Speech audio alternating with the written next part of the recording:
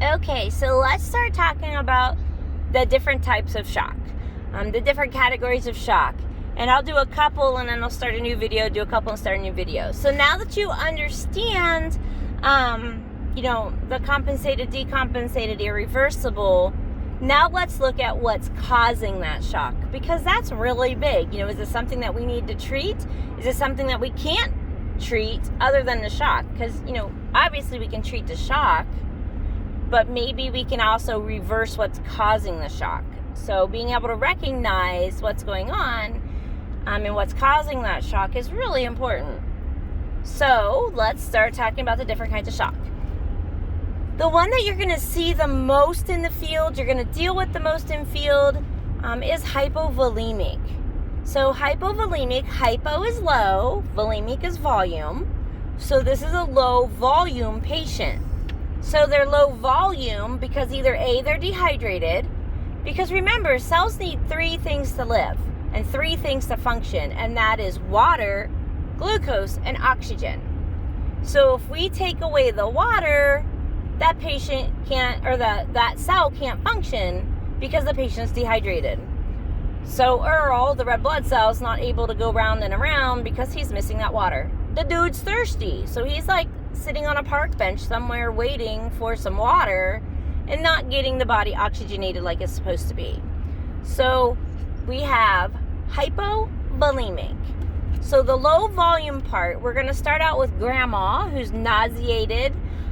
She's vomiting, she has diarrhea, and she's just losing fluid because she's sick, and because she is sick, she's not bringing in anything to drink. Every time she drinks, she automatically throws up, or the nausea gets worse, or the diarrhea gets worse, or whatever it may be. So she has no fluid intake. Without that fluid intake, we don't have the water in a cell. So the first part of hypovolemic is just dehydration. How do we check for that? Well, obviously we have the history of not eating, not drinking, the nausea, vomiting, diarrhea. But one of the things that you can look at is checking that skin turgor, which is where, like on their hand, you pinch up a piece of skin, and if it stays pinched up all by its little self, you know that you have dehydration going on. If it snaps back to place, like it's supposed to snap back to place, you do have enough hydration going on that the cells in your skin are hydrated, and that goes right back to where it's supposed to be. So the first part of hypovolemic is just dehydration.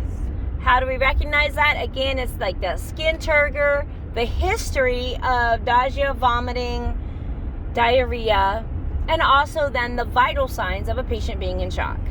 So though we may not recognize the decompensated right away, we can recognize, take that back.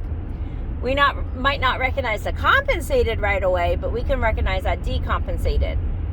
So if you have a history of the nausea, vomiting, diarrhea, no fluid intake, check that skin turgor, and if the vital signs are normal, you're incompensated.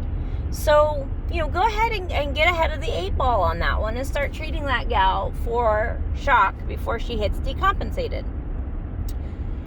The second half of hypovolemic is blood. Like in our compensated, decompensated little video, if your patient's bleeding, either internal or external, we're going to be able to see that or have the signs and symptoms of internal bleeding. And we're going to, catch that, hey, I have shock going on because my patient has no blood going round and around. So the second part of hypovolemic is just bleeding out. So obviously, how do we recognize external bleeding?